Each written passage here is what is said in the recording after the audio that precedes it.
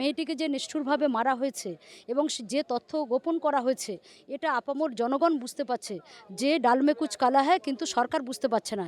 আমি অনুরোধ করব পুজোতে ফিরে আসুন, উৎসবে ফিরে আসুন, আর সিবিআইকে বলবো তাড়াতাড়ি বিচারের ব্যবস্থা করুন।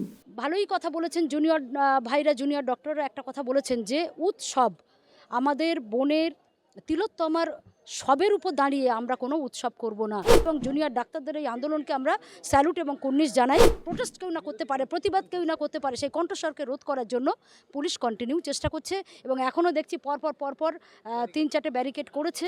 আমরাও 5টার মধ্যে স্বাস্থ্য সচিবের পদত্যাগ চাই, না হলে আমরাও এখানে বসে পড়ব। 10 লাখ টাকা ওপেন উনি মাইক্রোফোনে বললেন এবং পরবর্তীকালে উনি কালকে বললেন যে না, আমরা টাকা দেওয়ার কথা বলিনি। বোঝাই যাচ্ছে উনি একদম শুরু থেকে শেষ পর্যন্ত উনি মিথ্যাচার করে যাচ্ছেন এবং উনি মিথ্যাচারী। তাদের কেন সাধারণ মানুষের উপর রাখতে? সাধারণ মানুষ মরুক, এটা ডাক্তাররা চায় না, কিন্তু ডাক্তার মরেছে কর্তব্যরত অবস্থায় হসপিটালের মধ্যে। কোশ্চেনটা এইখানে। যেমনটাই শোনা গেছিল, জুনিয়র ডাক্তারদের পক্ষ থেকে গতকালকেই প্রেস বিবৃতি করে জানানো হয়েছিল যে আজকে স্বাস্থ্য ভবন অভিযান তাদের দুপুর 12টা থেকে। ঠিক এখন আমরা রয়েছি স্বাস্থ্য ভবনের সামনে, যেখানে দেখতে পাচ্ছি ঠিক রণসজ্জায় সজ্জিত হচ্ছে পুলিশ। আমরা দেখতে পাচ্ছি যে ব্যারিকেড আমরা দেখেছিলাম নবান্ন অভিযানের দিন, যে ব্যারিকেড আমরা দেখেছিলাম লালবাজার অভিযানের দিনে, ঠিক একই রকম ব্যারিকেড আমরা দেখতে পাচ্ছি আজকেও স্বাস্থ্য ভবন অভিযানের দিনে। পুলিশ কি আটকাতে পারবে যারা চিকিৎসক রয়েছে জুনিয়র আন্দোলনকারীদের, নাকি পুলিশ বাধা দেবে, নাকি তারা ওখানেই বসে পড়বে? এমনটাই কিছু কিছু প্রশ্ন উঠে আসছে। আমরা দেখতে পাচ্ছি যে জুনিয়র ডাক্তাররা ইতিমধ্যেই কলেজ মোড় পেরিয়ে গেছে, তারা এগোচ্ছে, ধাপে ধাপে এগোচ্ছে। যেমনটাই আমরা শুনেছিলাম সেই আস্তে আস্তে করে চলতে থাকো, আমরা ঠিক গন্তব্যের দিকে এগিয়ে যাব, ঠিক এমনটাই দেখা যাচ্ছে। স্বাস্থ্য ভবন অভিযান আজকে জুনিয়র ডাক্তারদের পক্ষ থেকে। আমি কথা বলার চেষ্টা করব শিয়ালদা কোর্টের আইনজীবী দিদি অমিতি। আমরা দেখতে পাচ্ছি ঠিক এখন জুনিয়র ডাক্তাররা প্রবেশ করছে, স্বাস্থ্য ভবনের দিকে আসছে। তাদের গন্তব্যস্থল স্বাস্থ্য ভবন। সন্দীপ ঘোষ ঠিক কিছুক্ষণ আগে তাকে আলিপুর জাজ কোর্টে তাকে আনা হলো। আমরা দেখতে পাচ্ছি এদিকে জুনিয়র ডাক্তাররাও প্রবেশ করছে আস্তে আস্তে। দিদি, ঠিক কি হবে? পুলিশকে আটকাতে পারবে নবান্ন? এখন পুলিশ তো সবসময় চেষ্টা করবে তাদের দুর্বলতাকে ঢাকার, কিন্তু যেভাবে জুনিয়র ডাক্তাররা কালকে তাদের যা অভিমুখ দেখলাম, তারা যে দাবি করছে এবং সেই দাবিটা যথেষ্ট ন্যায়সঙ্গত। কারণ অলরেডি তারা তাদের কলিগকে এইভাবে নিষ্ঠুরভাবে তাদের কলিগকে মেরেছে, সেই ছবি অলরেডি প্রকাশ হয়ে গেছে এবং আলটিমেটলি জুনিয়র ডাক্তারদেরকে সমর্থন করে সাধারণ মানুষও রাস্তায় নেমেছে এবং আমরাও কোর্ট থেকেও চলে এসেছি জুনিয়র সমর্থকদেরকে, যারা জুনিয়র ডাক্তার আছেন তাদেরকে সমর্থন করার জন্য। এখন প্রশ্নটা হচ্ছে মেয়েটিকে যে নিষ্ঠুরভাবে মারা হয়েছে এবং যে তথ্য গোপন করা হয়েছে এটা আপামর জনগণ বুঝতে পারছে যে ডালমে কুচ কালা হয়, কিন্তু সরকার বুঝতে পারছে না এবং সরকার চেষ্টা করছে তার পুলিশ দিয়ে এই আন্দোলনকে প্রশমিত করা, পক্ষান্তরে ভয় পাওয়ানো, যাতে মানুষ প্রশ্ন না করে, আঙুল না তোলে, সরকারের চোখে চোখ রেখে না প্রশ্ন করতে পারে যে তিলোত্তমা মরে গেছে। এখন কালকে আমাদের স্বাস্থ্যমন্ত্রী পুলিশ মন্ত্রী অলরেডি বলেই দিয়েছে যে এসব ছাড়ুন, অনেক হয়েছে, এনাফ ইজ এনাফ, 31 দিন হয়ে গেছে, এবারে 1 মাস 1 দিন হয়েছে, তদ্রূপ এবারে আপনারা উৎসবে ফিরে আসুন। এখন ভালোই কথা বলেছেন জুনিয়র ভাইরা, জুনিয়র ডক্টররা একটা কথা বলেছেন যে উৎসব আমাদের বোনের তিলোত্তমার সবের উপর দাঁড়িয়ে আমরা কোনো উৎসব করব না। তো এই কথার জন্যেই আজকে এখানে ছুটে আসা এবং তাদেরকে সমর্থন করা। এবং পুলিশ তো সর্বতভাবে শুরু থেকেই তো এভিডেন্স গায়েব করার চেষ্টা করছে এবং এখনও যাতে না মানে বিরোধী তাদের প্রোটেস্ট কেউ না করতে পারে, প্রতিবাদ কেউ না করতে পারে, সেই কণ্ঠস্বরকে রোধ করার জন্য পুলিশ কন্টিনিউ চেষ্টা করছে এবং এখনও দেখছি পরপর 3-4টে ব্যারিকেড করেছে এবং আটকানোর চেষ্টা করবে।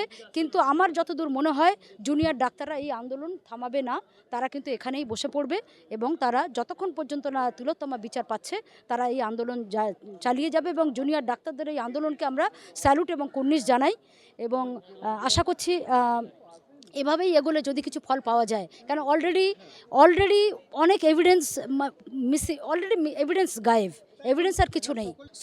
আমরা কালকে দেখলাম যেন সরকার মুখিয়েছিল কখন এই মানে সাংবাদিক সম্মেলনটা করবেন, যে সুপ্রিম কোর্ট রায় দেওয়ার সাথে সাথেই পিসিমণি তথা রাজ্যের স্বাস্থ্যমন্ত্রী বসে গেলেন, যে যেন কানেক্টেড, অর্ডার কানেক্টেড, যে উনি রায় দেবেন আর ইনি বলবেন যে পুলিশ সুপ্রিম কোর্ট রায় দিয়েছে, আমরা রাজ্য সরকার সুপ্রিম কোর্টের ওই রায়কে আমরা পূর্ণতা দেব, মান্যতা দেব। তার মানে কি, সুপ্রিম কোর্ট এই যে জুনিয়র ডাক্তারদেরকে কাজে ফেরানোর যে নিদান দিয়েছেন, এবং জুনিয়র ডাক্তাররাও একদম ভালো পদক্ষেপই নিয়েছে যে আমরাও 5টার মধ্যে স্বাস্থ্য সচিবের পদত্যাগ চাই, না হলে আমরাও এখানে বসে পড়ব। একদম এই জুনিয়র ডাক্তাররা ঠিকই করেছেন। হসপিটালে যারা সেদিন আমরা দেখেছি যে রুগীকে মৃত্যুর কারণ হিসেবে দেখিয়ে কিডনির পেশেন্ট ছিল এবং লাস্ট স্টেজ, দেখা যাচ্ছে সে এমনিই মরতো, জুনিয়র ডাক্তারদের ঘাড়ে ফেলে দিয়েছে। আপনারা যদি এই অগাস্টের আগে যদি আপনি ব্যাক ডেটে যান, দেখবেন হসপিটালে মরণাপন্ন রুগী আসে এবং কেউ না কেউ মরে। তার মানে জুনিয়র ডাক্তাররা অনশন করছেন বলে এই 23 জন রুগী মরেছে, টোটালি মিথ্যাচার। একদম জুনিয়র ডাক্তারদেরকে আমরা সমর্থন করেই আমরা এই কথা বলছি, পরিপূর্ণ এটা মিথ্যা কথা, nothing else. Just I wash করানোর জন্য জুনিয়র ডাক্তারদের প্রতি যাতে সহানুভূতি, সাধারণ মানুষের যে সহানুভূতি আছে সেই সহানুভূতি থেকে টার্ন নেওয়ার জন্য এই মিথ্যাচার করা হচ্ছে, তাদেরকে দোষারোপ করছে, নাথিং এলস। তারা তিলোত্তমার বিচার চেয়ে তারা রাস্তায় নেমেছে এবং তাদের কিছু নির্দিষ্ট দাবি আছে, তাদের কেন সাধারণ মানুষের উপর রাখতে? সাধারণ মানুষ মরুক, এটা ডাক্তাররা চায় না, কিন্তু ডাক্তার মরেছে কর্তব্যরত অবস্থায় হসপিটালের মধ্যে। কোশ্চেনটা এইখানে, এই জায়গাটাইকে সাধারণ মানুষকে নাড়িয়ে দিয়েছে এবং সাধারণ মানুষ ডাক্তারদের পাশে আছে। এই মমতা ব্যানার্জির মিথ্যাচারে এবং এই সরকারকে, যে কপিল সিব্বল বারবার বলছিলেন যে সরকার একদম নির্দোষ, রাজ্য সরকারের কোনো দোষ নেই, পুলিশ ঠিকঠাক তদন্ত করেছে, আসলেই দেখা যাচ্ছে যে ফুটেজ ওনারা দিয়েছিলেন, ভিডিও ফুটেজ, সেই 27 মিনিটের ভিডিও ফুটেজে যা এসেছে আর বাকি সব টেকনিক্যাল ফল্ট বলে দিয়েছে। আদতেই সরকার গা বাঁচানোর চেষ্টা করছে ডাক্তারদের ঘাড়ে দোষ চাপিয়ে, আর কিছুই নয়।